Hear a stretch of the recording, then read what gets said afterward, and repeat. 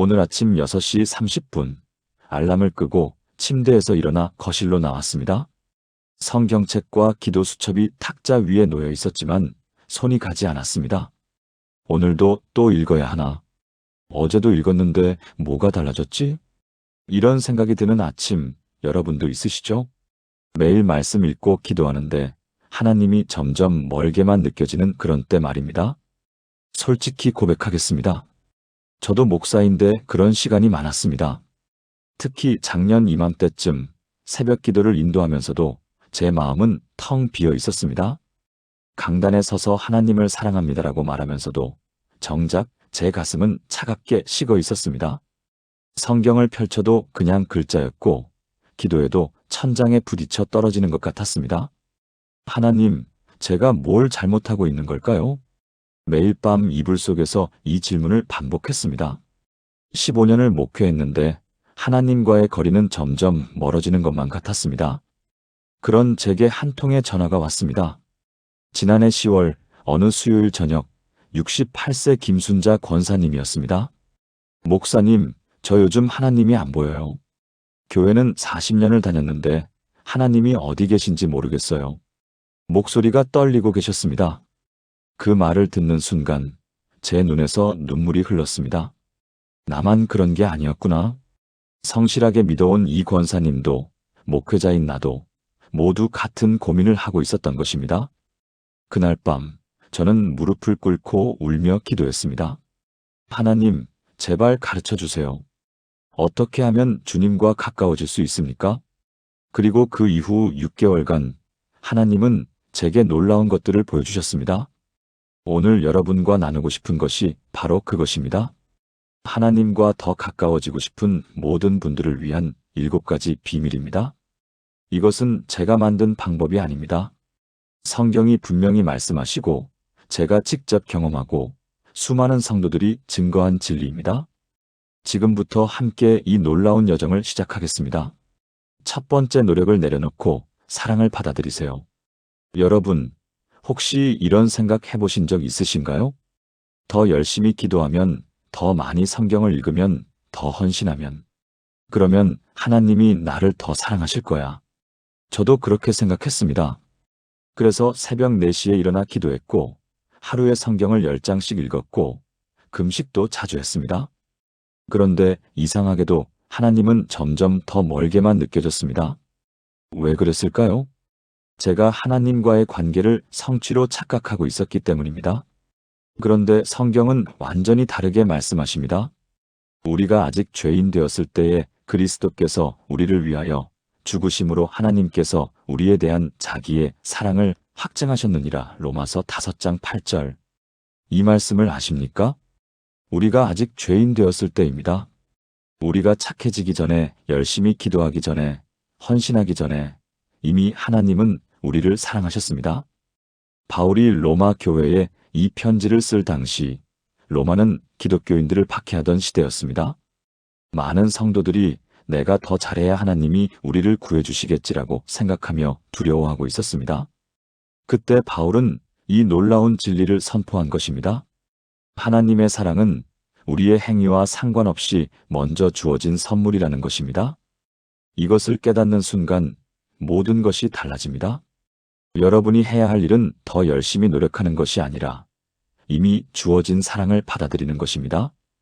작년 11월 42세 박미경 자매님이 상담을 요청하셨습니다. 경기도 수원에 사시는 분이었는데 2아이를 키우는 워킹맘이셨습니다.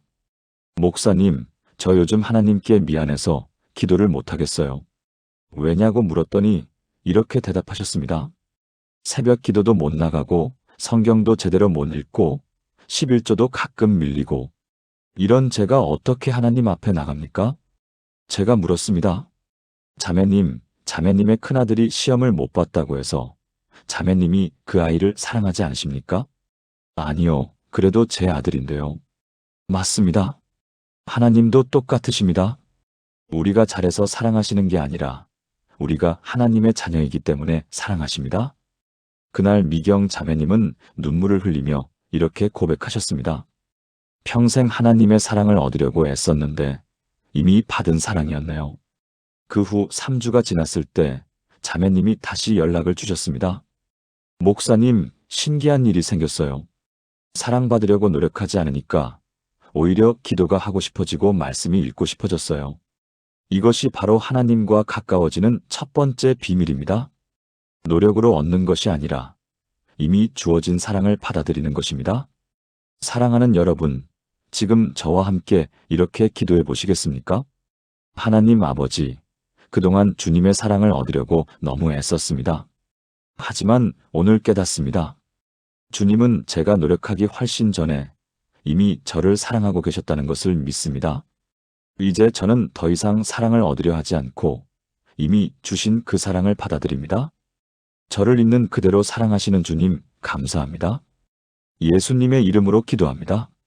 아멘. 이 고백을 매일 아침 해보세요. 여러분의 영적 여정이 완전히 달라지는 것을 경험하실 것입니다. 두 번째 말씀을 정보가 아닌 만남으로 읽으세요. 성경을 얼마나 오래 읽으셨습니까? 10년? 20년? 어떤 분은 평생을 읽으셨을 것입니다. 그런데 솔직히 물어보겠습니다. 성경을 읽으면서 하나님을 만난 적이 얼마나 되십니까? 많은 분들이 성경을 정보로 읽습니다. 오늘은 창세기 몇 장을 읽었다. 시편을 다 읽었다. 신약을 완독했다. 물론 이것도 중요합니다. 하지만 하나님은 성경을 통해 단순히 지식을 주려는 것이 아니라 당신과 만나기를 원하십니다. 태초에 말씀이 계시니라. 이 말씀이 하나님과 함께 계셨으니 이 말씀은 곧 하나님이시니라. 요한복음 1장 1절.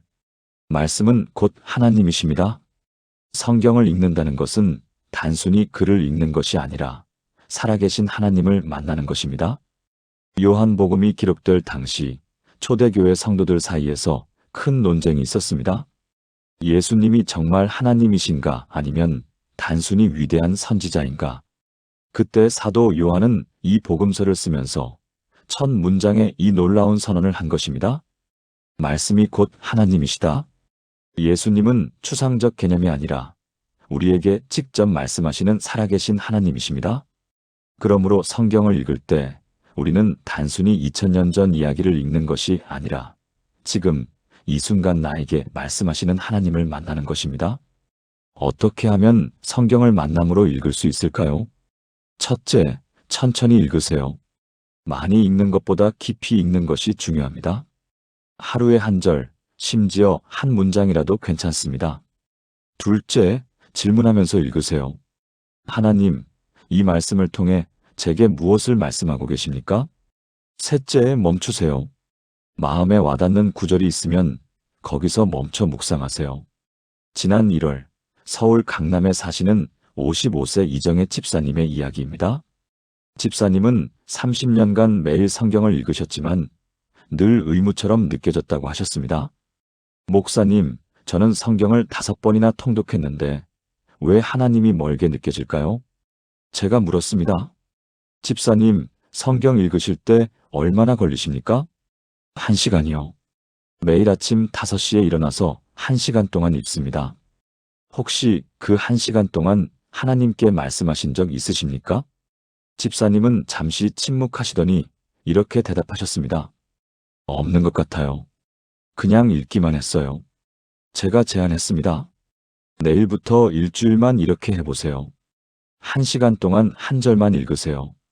그리고 그 말씀 앞에서 하나님께 말씀드리고 하나님의 음성을 들어보세요. 처음에는 답답해 하셨습니다. 한 절만요? 그럼 성경을 언제 다 읽습니까? 하지만 약속대로 시도해 보셨습니다. 3일째 되던 날 집사님이 울면서 전화하셨습니다. 목사님, 오늘 시편 23편 1절 여호와는 나의 목자시니 내게 부족함이 없으리로다를 읽었는데요. 갑자기 하나님의 음성이 들렸어요. 정희야, 네가 부족하다고 느끼는 모든 것을 내가 채워주마. 30년 만에 처음으로 하나님이 제게 말씀하시는 걸 들었어요. 그 후 2주가 지났을 때 집사님은 완전히 다른 사람이 되어 있었습니다. 이제 성경 읽는 시간이 기다려져요. 오늘은 하나님이 무슨 말씀을 하실까 설레요. 한 달 후에는 이런 간증을 하셨습니다. 목사님, 신기하게도 한 절만 읽는데 전에 1시간 읽을 때보다 더 많은 것을 깨달아요. 이것이 바로 말씀을 만남으로 읽는 것입니다. 사랑하는 여러분, 함께 기도하시겠습니까? 말씀이신 하나님 아버지, 그동안 성경을 정보로만 읽었던 저를 용서해 주세요. 이제 저는 말씀을 통해 주님을 만나기를 원합니다. 오늘부터 성경을 읽을 때 살아계신 주님의 음성을 듣게 하소서. 한 절 한 절이 주님과의 만남이 되게 하시고 그 말씀 속에서 주님의 사랑을 경험하게 하소서. 말씀으로 저에게 말씀하시는 주님을 믿습니다. 예수님의 이름으로 기도합니다. 아멘. 내일 아침부터 이렇게 해보세요. 여러분의 성경 읽기가 완전히 새로워질 것입니다. 세 번째, 침묵 속에서 하나님을 기다리세요. 우리는 너무 많이 말합니다. 기도 시간에도 우리가 할 말만 하고 끝냅니다. 하나님, 이것 주세요. 저것 도와주세요. 이것을 축복해 주세요. 그리고 예수님의 이름으로 기도합니다. 아멘하고 자리에서 일어납니다. 그런데 생각해 보세요. 대화가 한쪽만 말하고 끝나면 그것이 진짜 대화입니까? 하나님도 우리에게 하실 말씀이 있으십니다. 하지만 우리가 너무 바쁘게 말만 하고 자리를 떠나니 하나님께서 말씀하실 기회가 없는 것입니다. 잠잠하고 내가 하나님 됨을 알지어다. 시편 46편 10절. 잠잠하라는 히브리어 라파는 단순히 조용히 하라는 의미가 아닙니다. 손을 놓아라, 힘을 빼라, 그만 애쓰라는 뜻입니다. 시편 46편이 쓰여진 배경은 전쟁의 한복판이었습니다. 이스라엘이 강력한 적국에 둘러싸여 멸망 직전의 상황이었습니다. 그때 백성들은 어떻게든 살아남으려고 발버둥쳤습니다. 그런데 하나님은 뜻밖의 명령을 하십니다. 잠잠하라. 손을 놓아라. 그리고 내가 하나님인 것을 보라. 위기의 순간에 우리의 본능은 무언가를 하는 것입니다. 하지만 하나님은 멈추라고 하십니다. 왜냐하면 우리가 멈출 때 하나님이 일하시기 때문입니다. 그렇다면 어떻게 침묵 속에서 하나님을 기다릴 수 있을까요? 첫째, 기도 후 5분만 침묵하세요. 둘째, 마음에 떠오르는 생각들을 경청하세요. 셋째, 성경 말씀이 생각나면 받아 적으세요. 지난 2월 대구에 사시는 61세 최영수 장로님의 이야기입니다. 장로님은 35년간 새벽 기도를 빠지지 않으신 분이었습니다. 하지만 몇 년 전부터 기도가 공허하게 느껴지기 시작했다고 하셨습니다. 목사님, 제가 매일 1시간씩 기도하는데 왜 하나님의 음성이 들리지 않을까요? 제가 여쭤봤습니다. 장로님, 기도하실 때 얼마나 침묵하십니까? 침묵이요? 기도하는 게 침묵입니까? 기도는 말하는 거 아닙니까? 그렇다면 한번 시도해 보시겠습니까? 기도 후에 10분만 아무 말 없이 하나님을 기다려 보세요. 장로님은 반신반의하시면서도 다음 날부터 시도해 보셨습니다. 첫날은 너무 답답하셨다고 합니다. 10분이 왜 이렇게 길게 느껴지는지. 둘째 날도 마찬가지였습니다. 그런데 사흘째 되던 날 아침, 놀라운 일이 일어났습니다. 침묵 중에 갑자기 시편 27편 14절 말씀이 떠올랐다고 합니다. 여호와를 기다릴지어다 강하고 담대하며 여호와를 기다릴지어다. 그리고 마음속에서 조용한 음성이 들렸습니다. 영수야, 그동안 내가 너무 많이 말했구나. 이제 내 말을 들을 시간이다. 장로님은 그 자리에서 눈물을 흘렸다고 합니다. 일주일 후 장로님은 이렇게 간증하셨습니다. 35년간 기도했는데 일주일 동안 침묵한 것이 35년보다 더 큰 은혜였습니다. 한 달이 지났을 때 장로님의 삶이 완전히 달라졌습니다. 이제 하루 종일 하나님의 음성이 들려요.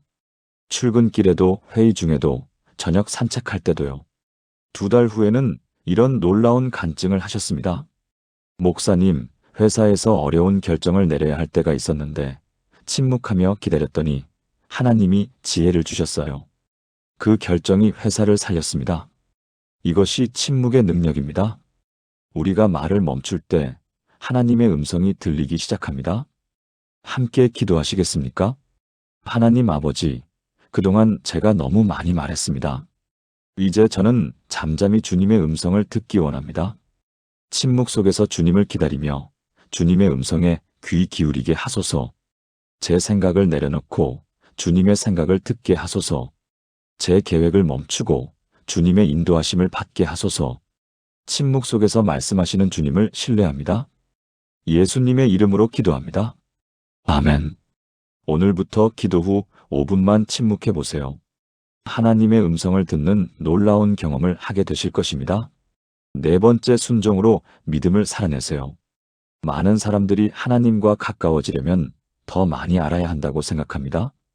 더 많은 성경 공부, 더 많은 신학 지식, 더 깊은 묵상. 물론 이것들도 중요합니다. 하지만 하나님과 진짜 가까워지는 비밀은 따로 있습니다. 바로 순종입니다. 아는 것을 실천하는 것, 들은 것을 행하는 것, 믿는 것을 살아내는 것입니다. 너희가 이것을 알고 행하면 복이 있으리라. 요한복음 13장 17절. 예수님의 이 말씀을 주목하세요. 알고 다음에 나오는 것이 행하면입니다. 아는 것으로 끝나는 것이 아니라 행할 때 복이 있다는 것입니다. 이 말씀은 예수님이 제자들의 발을 씻기신 직후에 하신 말씀입니다. 당시 발 씻는 일은 가장 낮은 종이 하는 일이었습니다. 그런데 선생이신 예수님이 직접 제자들의 발을 씻기셨습니다. 제자들은 충격을 받았습니다. 선생님, 이건 안 됩니다. 제가 하겠습니다. 하지만 예수님은 끝까지 모든 제자들의 발을 씻기셨습니다. 그리고 나서 하신 말씀이 바로 이것입니다. 너희가 이것을 알고 행하면 복이 있으리라. 단순히 겸손이 중요하다는 것을 아는 것이 아니라 직접 낮아지고 섬기는 것입니다. 이것이 바로 순종입니다. 하나님과 가까워지는 가장 빠른 길은 하나님의 말씀을 실천하는 것입니다. 지난 3월 부산에 사시는 48세 정수진 권사님의 이야기입니다. 권사님은 10년 넘게 교회를 다니셨지만 신앙생활이 늘 정체되어 있다고 느끼셨습니다. 목사님, 저는 매일 성경을 읽고 기도하는데 왜 변화가 없을까요? 제가 물었습니다. 권사님, 최근에 읽으신 성경 말씀 중에 실천하신 것이 있으십니까? 권사님은 잠시 생각하시더니 이렇게 대답하셨습니다. 실천이요? 성경은 읽기만 하는 거 아닙니까? 아닙니다. 성경은 실천하라고 주신 것입니다. 제가 제안했습니다. 내일부터 일주일만 이렇게 해보세요. 성경을 읽으시다가 이것은 내가 해야 할 일이다 싶은 말씀이 나오면 그날 하루 안에 꼭 실천해 보세요. 다음 날 권사님은 에베소서 4장 32절을 읽으셨다고 합니다. 서로 친절하게 하며 불쌍히 여기며 서로 용서하기를 하나님이 그리스도 안에서 너희를 용서하심과 같이 하라. 그 말씀을 읽는 순간 5년 전 다툰 친구가 생각났다고 합니다. 박혜진 씨라는 분이었는데 사소한 오해로 관계가 끊긴 상태였습니다. 권사님은 마음이 불편했지만 먼저 연락하기가 자존심 상했다고 합니다. 그런데 그날 말씀이 자꾸 마음에 걸렸습니다. 서로 용서하기를 하나님이 그리스도 안에서 너희를 용서하심과 같이 하라. 결국 그날 저녁 떨리는 손으로 혜진 씨에게 전화를 걸었습니다. 혜진아, 나야. 5년 전 일로 미안해. 내가 잘못했어. 전화기 너머로 혜진 씨도 우는 소리가 들렸습니다. 수진아, 나도 미안했어. 그동안 너무 보고 싶었어. 그날 밤 권사님은 기도하면서 눈물을 흘렸다고 합니다. 하나님, 처음으로 주님이 가까이 느껴져요. 일주일 후 권사님은 또 다른 간증을 하셨습니다. 목사님, 이번 주에 야고보서 1장 27절을 읽었어요. 고아와 과부를 환난 중에 돌보라. 그래서 요양원에 계신 혼자 사시는 할머니를 찾아뵀어요. 그런데 신기하게도 제가 더 큰 은혜를 받았어요. 한 달이 지나자 권사님의 신앙이 완전히 달라졌습니다. 10년간 정체되어 있었는데 한 달 만에 더 큰 변화를 경험했어요. 2달 후에는 이런 놀라운 일이 있었습니다. 남편이 권사님께 물어보셨다고 합니다. 당신 요즘 뭔가 달라졌어. 훨씬 밝아지고 평안해 보여. 권사님은 남편에게 말씀을 실천하는 이야기를 했고 남편도 함께 실천하기 시작했다고 합니다. 석 달 후 권사님 가정 전체가 변화되었습니다. 이것이 바로 순종의 능력입니다. 우리가 하나님의 말씀을 실천할 때 하나님과의 거리가 가까워집니다. 함께 기도하시겠습니까?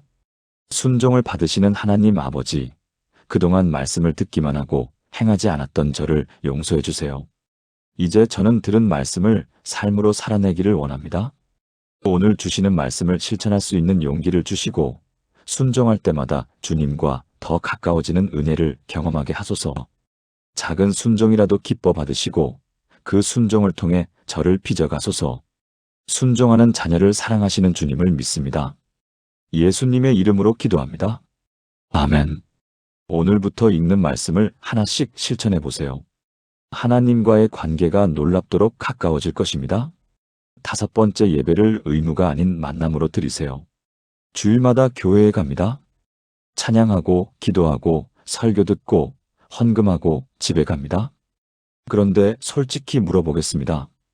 예배 중에 하나님을 만난 적이 얼마나 되십니까? 많은 사람들이 예배를 의무로 생각합니다. 교회에 가야 하니까, 빠지면 안 되니까, 신앙생활을 해야 하니까. 그래서 예배가 끝나면 오늘도 의무를 다했다는 안도감은 있지만 하나님과 만났다는 감격은 없습니다. 하지만 예배의 본질은 의무가 아니라 만남입니다. 하나님은 영이시니 예배하는 자가 영과 진리로 예배할지니라. 요한복음 4장 24절.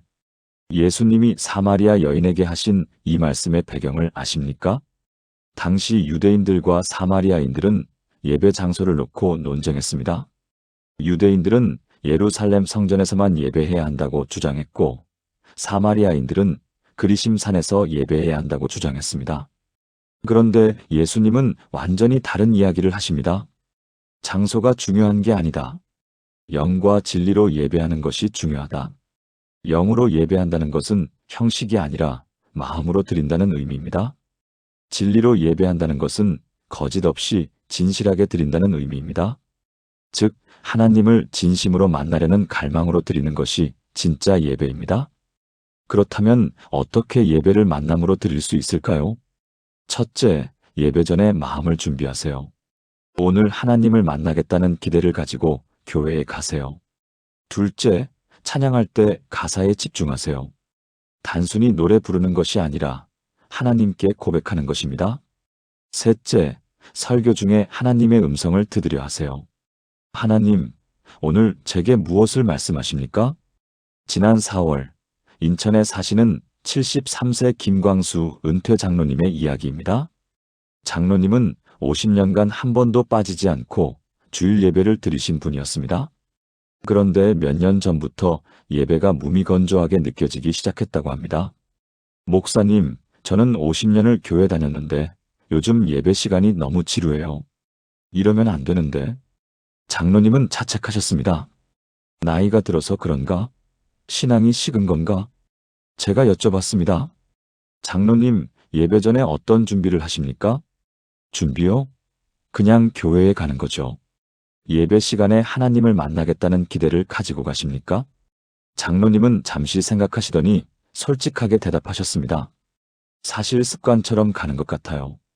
저는 장로님께 제안했습니다. 이번 주일부터 이렇게 해보시겠습니까? 주일 아침에 일어나시면 먼저 이렇게 기도해 보세요. 하나님, 오늘 예배에서 주님을 만나기를 간절히 원합니다. 그리고 예배 내내 하나님의 음성에만 집중해 보세요. 다음 주 월요일 장로님이 전화하셨습니다. 목소리가 떨리고 계셨습니다. 목사님, 50년 만에 처음으로 예배 중에 하나님을 만났습니다. 무슨 일이 있었냐고 물었더니 이렇게 간증하셨습니다. 주일 아침 기도하면서 눈물이 났다고 합니다. 하나님, 50년을 예배드렸는데 주님을 만난 적이 별로 없었습니다. 오늘은 꼭 주님을 만나고 싶습니다.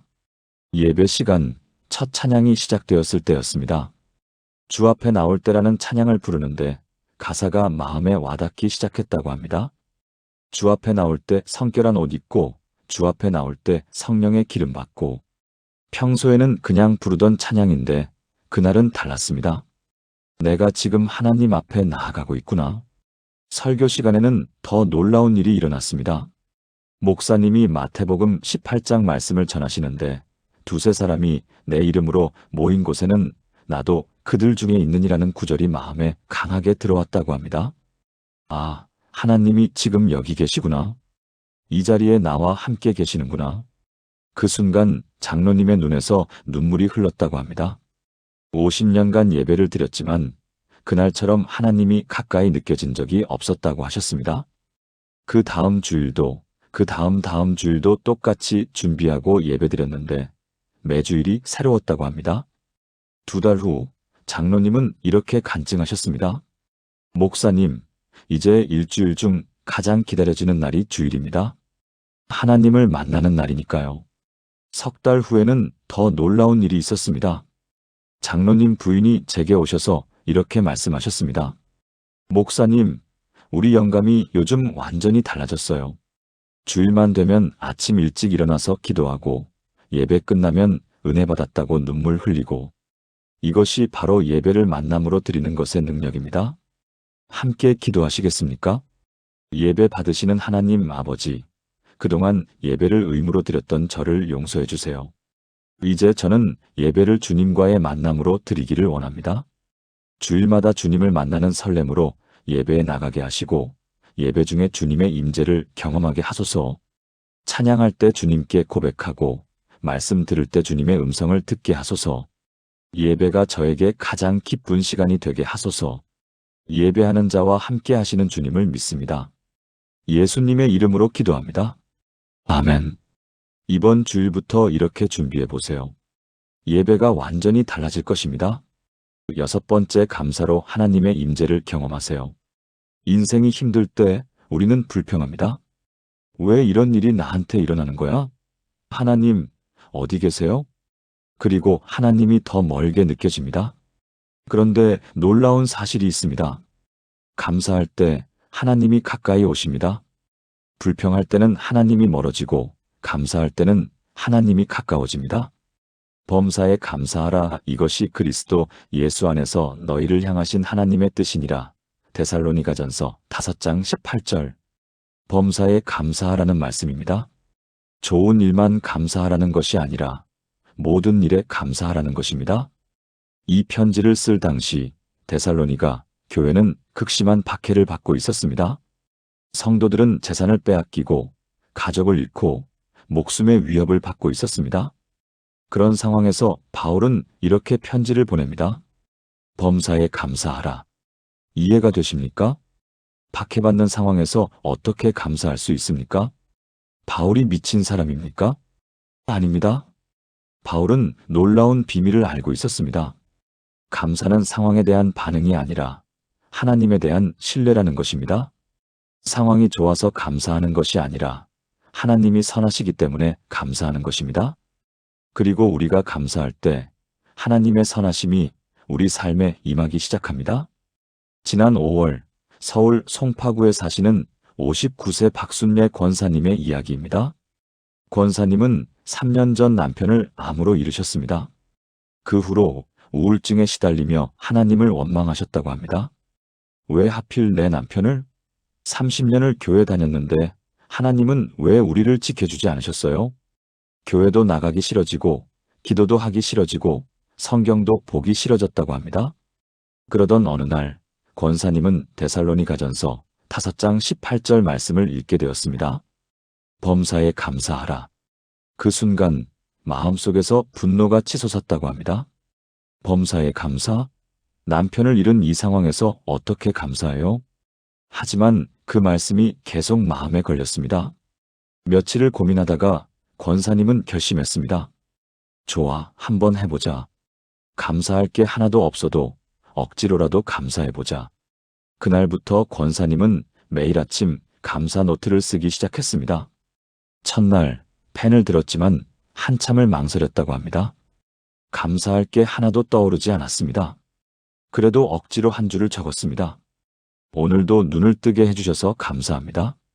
둘째 날은 조금 더 적었습니다. 오늘 아침 햇살이 예뻐서 감사합니다. 딸이 전화해줘서 감사합니다.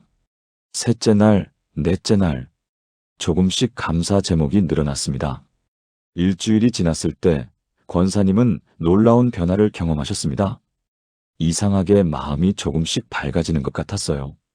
2주가 지났을 때는 더 신기한 일이 일어났습니다.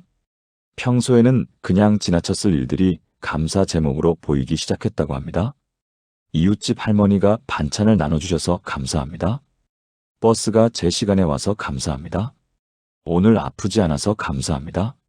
한 달이 지났을 때 권사님은 남편에 대해서도 감사할 수 있게 되었습니다. 30년간 좋은 남편을 주셔서 감사합니다.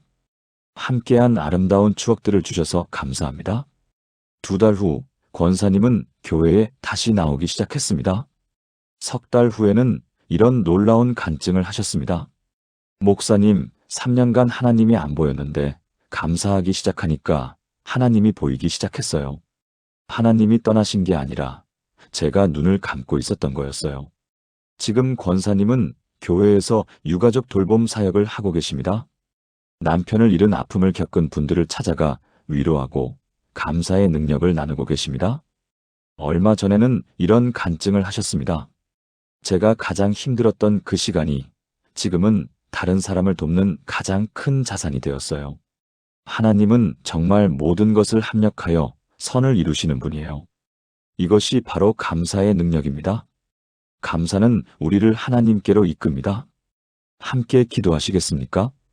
감사를 받으시는 하나님 아버지, 그동안 불평과 원망으로 주님을 멀리했던 저를 용서해 주세요. 이제 저는 범사에 감사하기를 원합니다. 좋은 일뿐 아니라 어려운 일 속에서도 주님의 선하심을 보게 하시고 모든 상황에서 감사할 수 있는 믿음을 주소서. 오늘부터 매일 감사를 고백하게 하시고 감사할 때마다 주님의 임재를 경험하게 하소서. 감사하는 자녀를 기뻐하시는 주님을 믿습니다. 예수님의 이름으로 기도합니다. 아멘. 오늘부터 감사 노트를 써보세요. 하나님과의 거리가 놀랍도록 가까워질 것입니다. 7번째 사랑으로 하나님을 반영하세요. 지금까지 6가지를 나눴습니다. 사랑 받아들이기, 말씀을 만남으로 읽기, 침묵 속에서 기다리기, 순종으로 살아내기, 예배를 만남으로 드리기, 감사로 임재 경험하기. 이 모든 것의 최종 목적지는 무엇일까요? 바로 사랑입니다. 하나님과 가까워진다는 것은 결국 하나님의 사랑을 닮아가는 것입니다. 그리고 그 사랑을 다른 사람에게 나눠주는 것입니다. 사랑하지 아니하는 자는 하나님을 알지 못하나니 이는 하나님은 사랑이심이라. 요한일서 4장 8절. 이 말씀은 매우 강렬합니다. 사랑하지 않는 자는 하나님을 알지 못한다. 반대로 말하면 하나님을 알면 반드시 사랑하게 된다는 뜻입니다. 요한일서가 쓰여진 당시 초대교회에는 영지주의라는 이단이 퍼져 있었습니다. 그들은 영적 지식이 구원의 열쇠라고 주장하며 사랑보다 지식을 강조했습니다. 그래서 서로 판단하고 정죄하며 분열되어 있었습니다. 그때 사도 요한은 이 편지를 쓰며 분명히 선언합니다. 하나님을 안다는 것은 사랑하는 것이다. 사랑이 없다면 그 지식은 거짓이다. 진짜 신앙은 머리의 지식이 아니라 가슴의 사랑입니다. 우리가 하나님과 가까워질수록 우리는 더 사랑하는 사람이 됩니다. 용서하기 어려운 사람을 용서하게 되고 미워했던 사람을 사랑하게 되고 무관심했던 사람을 돌보게 됩니다. 지난 6월 경기도 고양시에 사시는 52세 이재훈 집사님의 이야기입니다. 집사님은 20년간 교회를 다니셨지만 신앙생활과 일상생활이 분리되어 있었다고 합니다. 교회에서는 찬양하고 기도하지만 회사에서는 냉정한 사업가였습니다. 믿음은 믿음이고 비즈니스는 비즈니스죠. 그게 집사님의 신념이었습니다. 그런데 작년 7월 회사에 새로운 직원이 들어왔습니다. 28세 박민준 씨라는 청년이었는데 일을 잘하지 못했습니다. 실수도 잦고 업무 파악도 느렸습니다. 집사님은 민준 씨를 보면 짜증이 났고 자주 혼을 내셨다고 합니다. 도대체 이런 것도 못하면 어떡해? 어느 주일 집사님은 요한일서 말씀을 들었습니다. 사랑하지 아니하는 자는 하나님을 알지 못하나니 이는 하나님은 사랑이심이라. 그 말씀이 마음에 꽂혔습니다. 나는 정말 하나님을 아는 걸까? 집사님은 그날 밤 잠을 이루지 못했습니다. 20년간 교회를 다녔지만 직장에서는 사랑과는 거리가 먼 사람이었다는 것을 깨달았습니다. 다음 날 월요일 아침 집사님은 기도했습니다. 하나님, 제가 민준이를 사랑할 수 있게 도와주세요. 그날부터 집사님은 민준 씨를 다르게 대하기 시작했습니다. 혼내는 대신 가르쳐주고, 짜증내는 대신 격려해주고, 무시하는 대신 관심을 가져주었습니다. 처음에는 쉽지 않았습니다.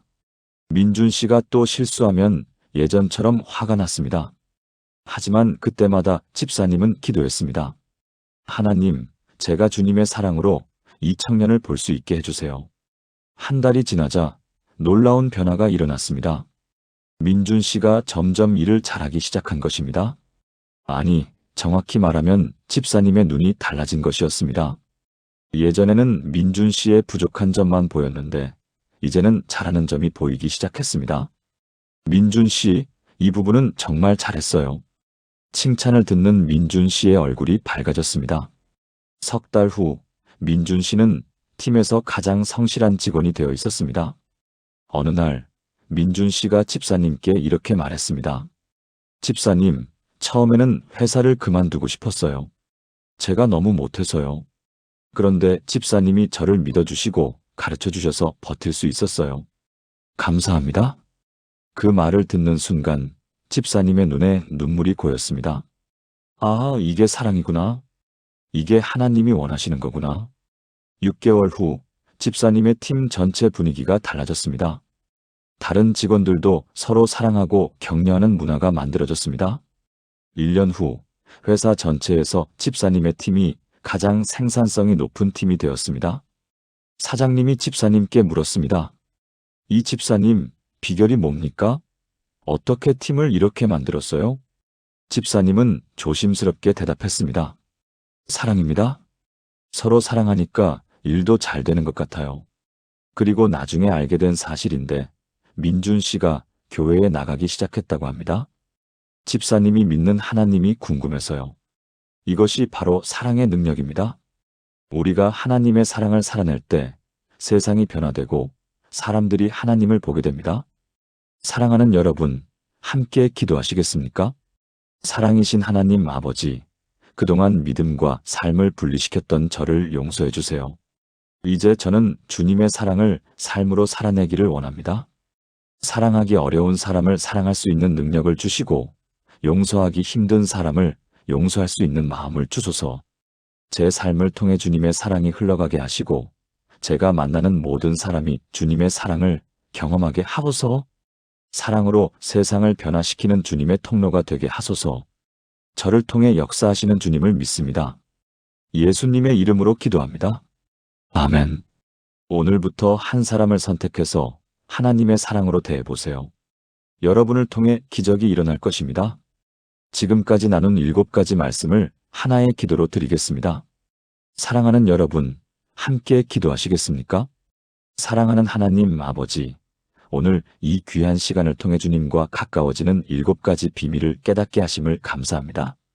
노력으로 얻는 것이 아니라 이미 주신 사랑을 받아들이는 것, 말씀을 정보가 아닌 만남으로 읽는 것, 침묵 속에서 주님을 기다리는 것, 순종으로 믿음을 살아내는 것, 예배를 의무가 아닌 만남으로 드리는 것, 감사로 주님의 임재를 경험하는 것, 사랑으로 주님을 반영하는 것, 이 모든 것을 가르쳐 주신 주님을 찬양합니다.